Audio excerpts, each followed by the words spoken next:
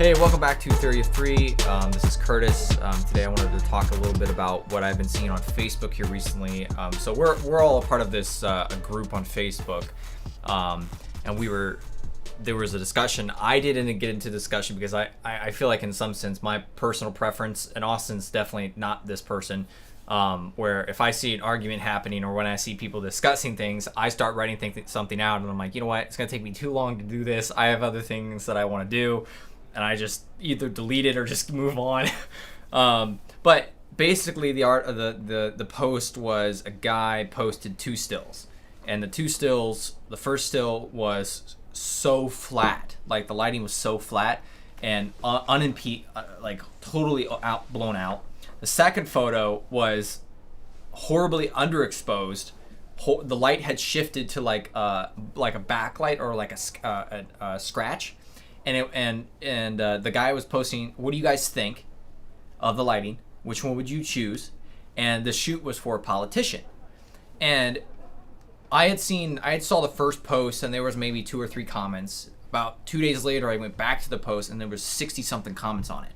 And so I started scrolling through these comments.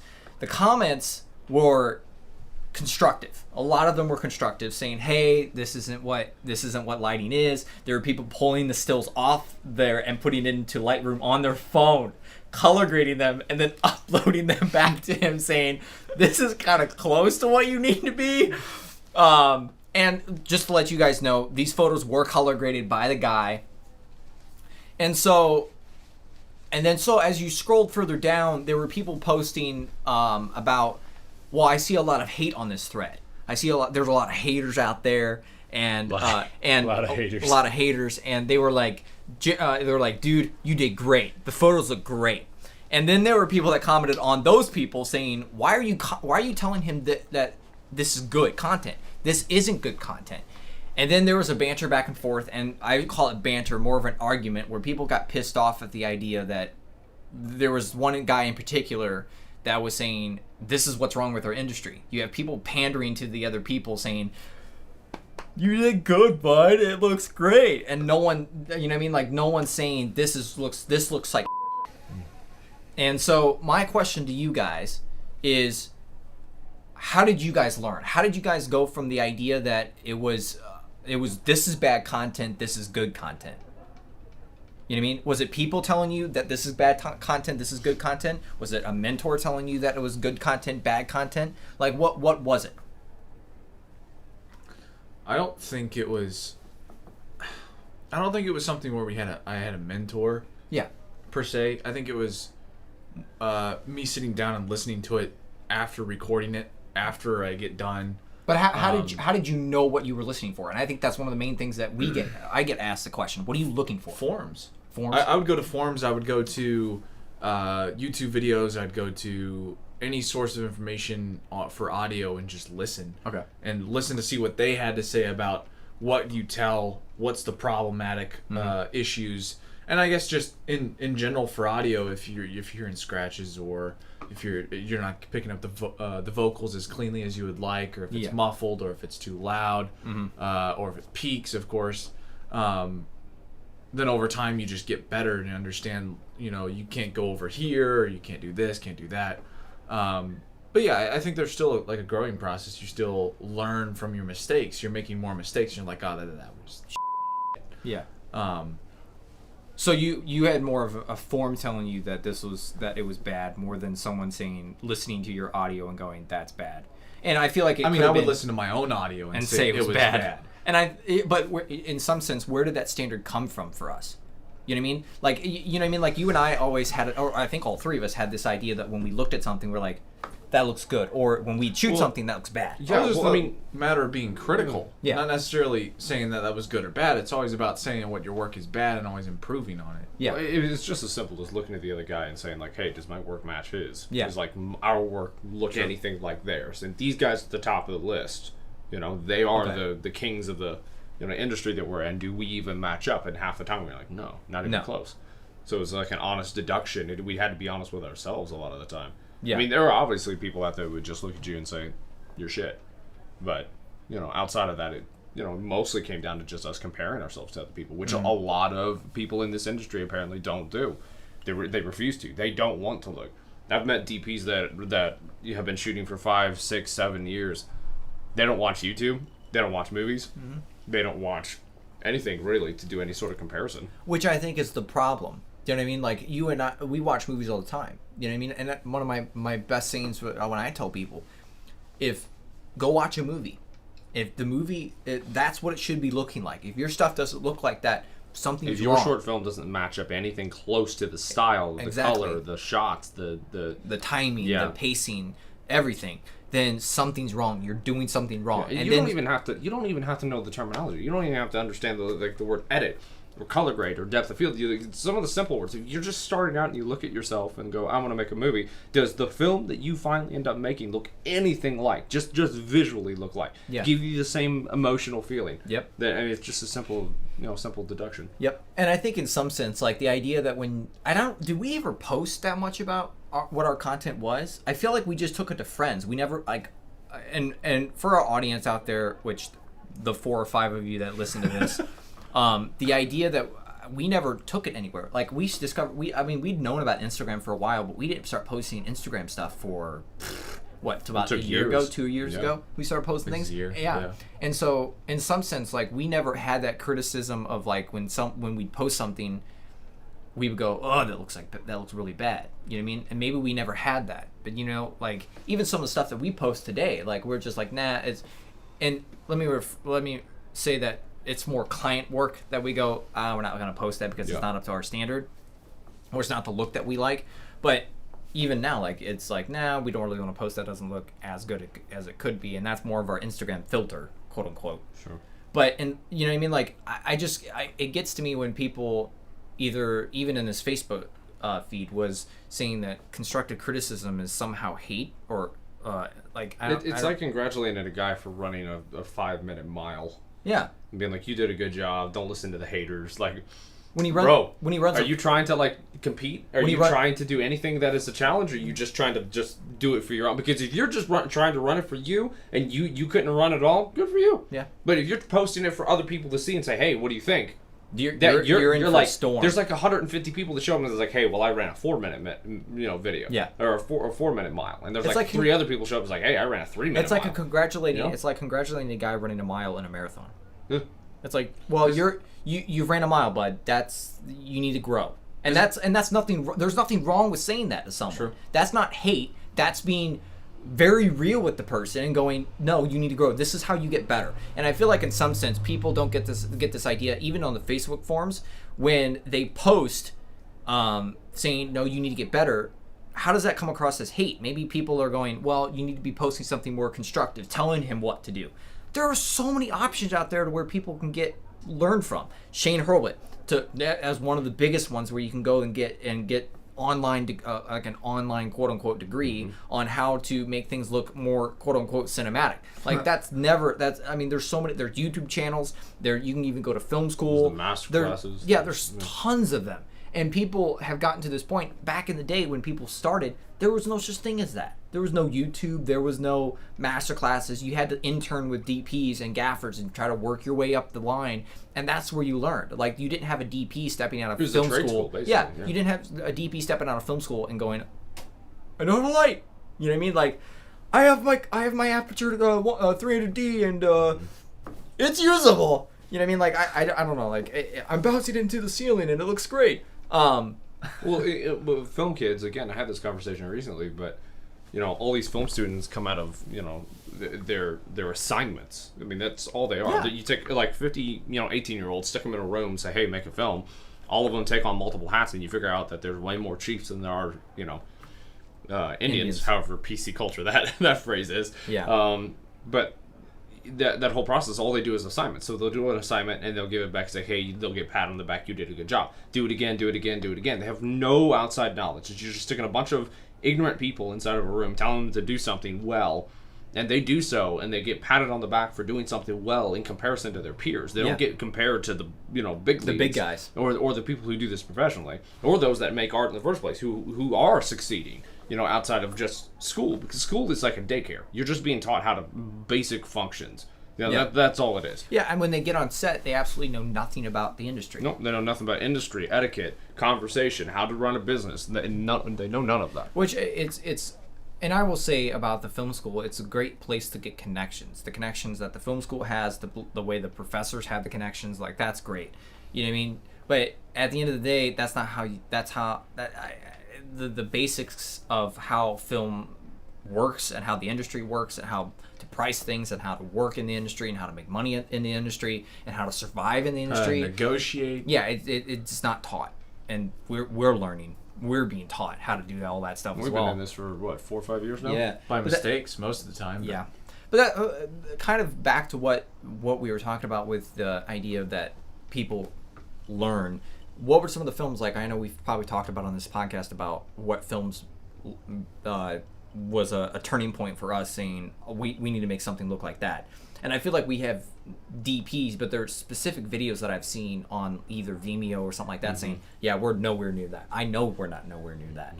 You know, and that's something we've been trying to hit for a while. You know what I mean? Like, Lion in the Witch Wardrobe was a huge one for us, and that was what started us out in the industry, or got us interested in movies in general. But like the BTS was a big thing for us as well. Yeah, we got the collector's edition or whatever. You could sit and watch all of the building process, the props, like what they did on set, you know. And it was so fascinating to see that there was an entire world that existed. I still remember the DVD's like secret edition spot where you had to like go through the menu and drop out. There was like every drop down menu, there was like a secret button that you could click. Could scroll over and it'll pop up with like a little emblem and it'll give you another secret. Yeah, which was hilarious. But they would do all kinds of stuff like that. And I remember there was like 1,500 people on that set for Prince Caspian. Yeah, there's a lot of people on that set. That blows me away that there's that many people. But like the size and scale of things, it was like, well, it's like its own living, moving city. Yeah. You know, and it was. That's like, what they called it too. Yeah. And like when they moved into that little town of Czechoslovakia, yeah. Like, and they were like, we doubled the population that was there. Yeah. That's hilarious. Like all the hotels were booked up, everybody was staying everywhere. That was hilarious. Like, yeah. But yeah, that was one of the things that got me was like you in those shots of like the horses, like the guys riding back from the days of work, and they're like dragging themselves, or like the tent, or like the day with what's his name, David? No, what's his name? The little dwarf, not Peter Dinklage, but the other one. Warwick Davis. Warwick Davis, yeah. The Day in the Life with him, like him eating cereal and things like that. That was so cool to me. You know what I mean? Like the idea to get up, eat, and then go to set. Like I was like, dude, I want to do that. That's so cool. And like a forest with like ferns and stuff. I'm like, I want to do that. Planted ferns. There were no ferns there, and they put ferns into the forest. That was like so cool to me. You know what I mean? And I was like, I don't want to be in front of the camera. What if I'm like one of those people like that like that guy? But anyway,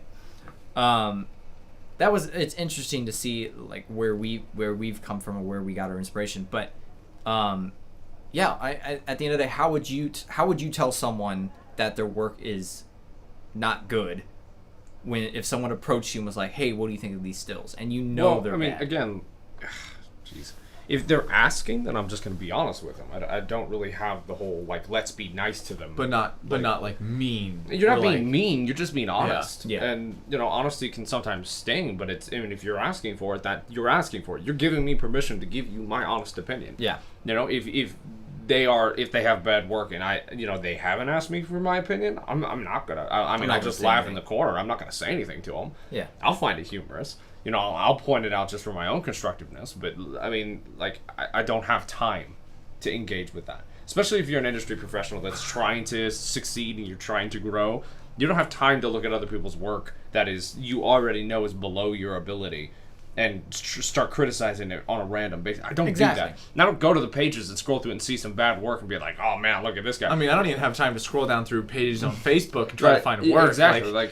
If I do see something like the post that you're speaking of, like I'll sometimes comment and give something constructive, but more important, I'm the kind of human that'll just sit there and read through the comments just to enjoy it. It's like my daily dose of comedy. But no, it's just it just really depends. If it's a good friend, I'll help them. I'll give them suggestions. It won't be just like, hey, here are the things you could probably change. That doesn't work right. It's more of just like, well, here, next time you do this, this is how you could do this. Go watch this. I'll give them like things to go look at. Exactly. You know, I'll give them a little bit more help than I would just somebody that's randomly online.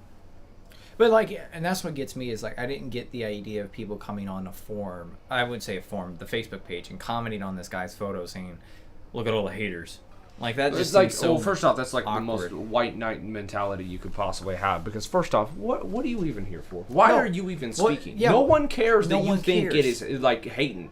Like Well, no it's one's like- haters. We're not haters. Here's the thing that blows me away. The concept of look at all these haters. That phrase is under the construct that you have fans.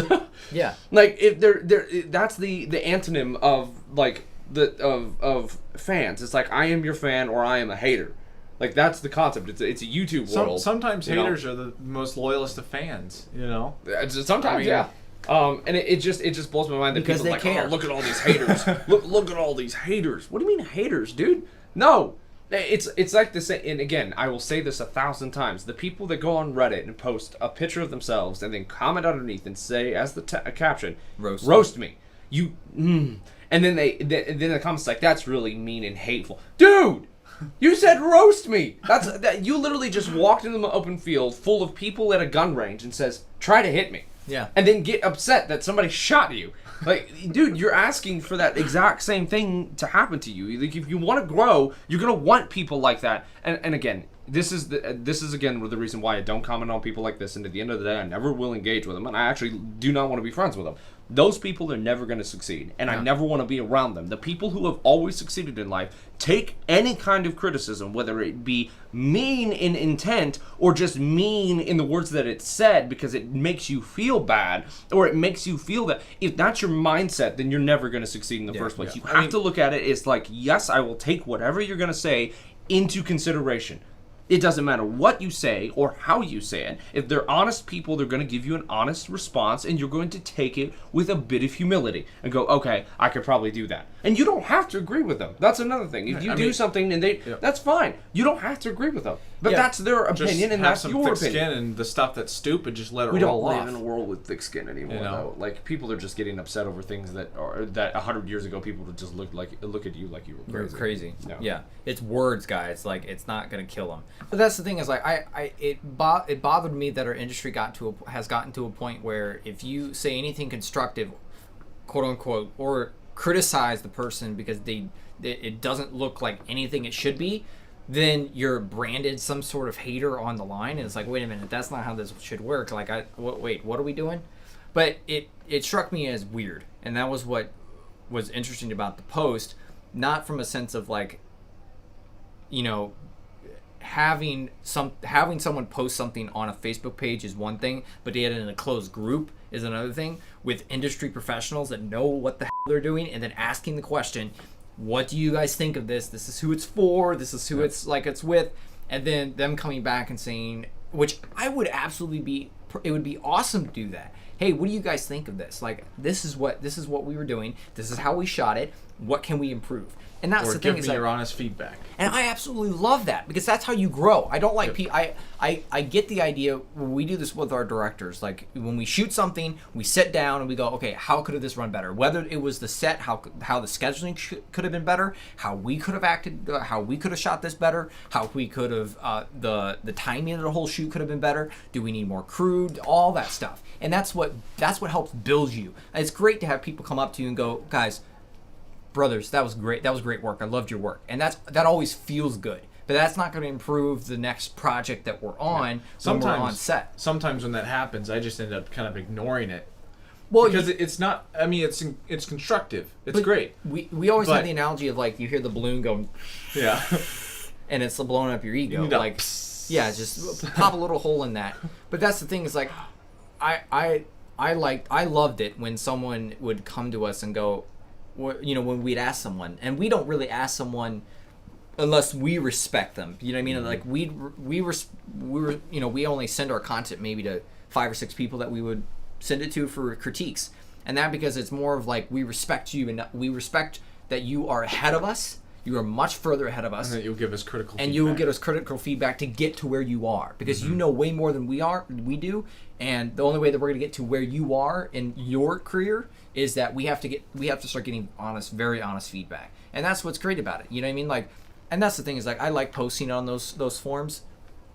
But I think the way to do that is to find people that you respect mutually, that you're a friend with, and then send them content that you're like, okay, what do you think of this? Instead of posting it online. You know what I mean? Posting it on a group. I would much rather send a post on the group saying, hey, this is how I did it. You know what I mean? Or this is the stills. This is how I did it. Here's a BTS of it, and here's a layout of what we did. That's more constructive to them on the idea, and maybe that's just because I don't want to say our level, because that just seems like we're up here and we're not. But we do some decent work. I not to pat myself on the back, but to do something like that instead of saying, hey, what could we have improved? And like the last shoot we did, that was the thing is when we got into color, there was a ton of grain, way more grain than we thought, and like we were like, what the hell? You know what I mean? Like that's the thing is like, and to go back and go, okay, what did we do wrong? And that was the thing is when we got into post, the colorist took out 90% of the grain, but it was like, what did we do wrong? We've shot very dark shadows before, and why is there so much grain? Because we shot the sensor before, and I think we figured it out what it was.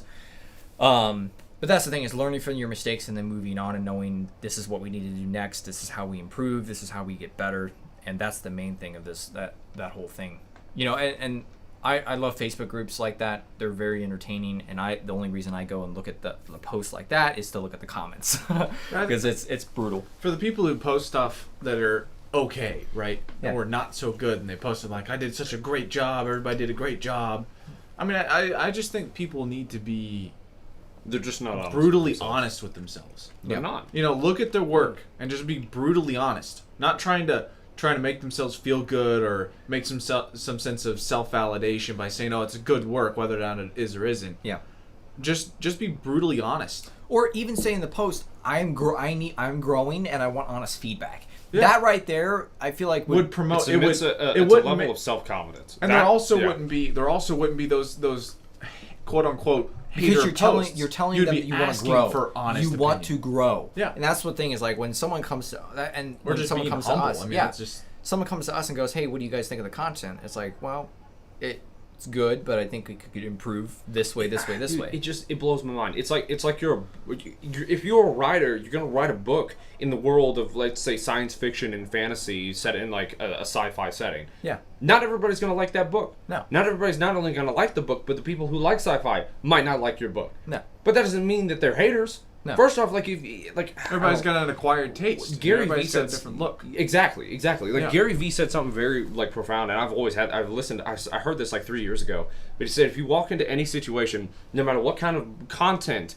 or product that you produce, under the concept that you like, that the people that don't like your product are going to hate you. Mm-hmm. He's like, that's the wrong idea, and you're the reason your product fails or your content. You can't please everybody. No, it's not about pleasing everyone, and it's not even about. It has nothing to do with that. He said it has everything to do with doing it correct in your own mind, and whatever you create, it doesn't matter whether people don't like it or not. You have literally just one of two choices. You either going to accept their criticism and take it as either, okay, that could be something I can prove, because that's intuition. That's you looking at criticism and saying it's either good or is it bad. Mm-hmm. And the bad stuff, you're like, okay, that's their problem, not mine. Well, that's again, people take it so personally. They take that criticism. They go, oh, well, they're attacking me. No, dude, stop. And I think in some sense, like even in our profession, like we're not solely based on the story. When we shoot a commercial, there are probably 100 ways to get the idea across that what the product is. But when we post stills, I feel like people are like, well, what is this about? Who are you shooting this for? And like that, I feel like stills portray a lot better. I think they're more crossed. Like if a DP comes to us and goes, hey, I really like your content because it matches what it should be. You know what I mean? Or I wouldn't have shot it that way, but it's a very interesting way of shooting it. You know what I mean? Like that's a great compliment. Not saying that it's the best compliment, but saying that it's an interesting it's a different perspective than what he would have which is helpful. And I see that absolutely with everyone. I said I wouldn't have shot it that way, but that's definitely interesting. I actually kind of dig it. You know what I mean? Like, or I wouldn't have lit it that way, but I do dig what he did.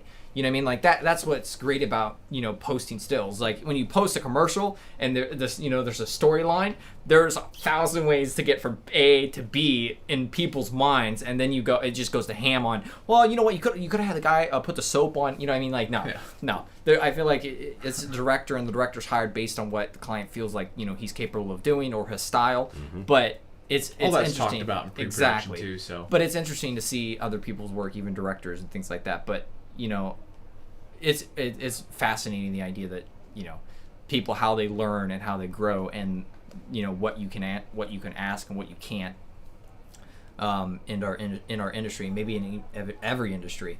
Yeah, you know, most of them. But playing chess from a couple years ago, there was, you know, when I was learning, I can't even remember the guy's name, but he was talking about the idea that failure, you learn more from failure than you do from winning. 60% more. Yeah, and I would 100% say that failing, in a sense that you don't have to fail in the whole project, but to learn something from every project is so crucial to push yourself to the next limit, saying, okay, this is what I did wrong, and then absorbing that information. You know, not just saying, oh, that's crap, and then shooting the same thing. Like that's not how it works. And there are a ton of people that do that. They never move from a certain peak. They're like, it's like if you get a job. And you work at that job for, let's say, 16 years. Yep. You walk into that job and you sit down at your desk, or you go to your station, and it's just there. It's just like a second thought. It's second nature for you. At that point, you're not accepting new ideas. You're not looking for new things. They're comfortable in the way that they're doing it. Yep. And they're not progressing forward, which is the bad part. Yep.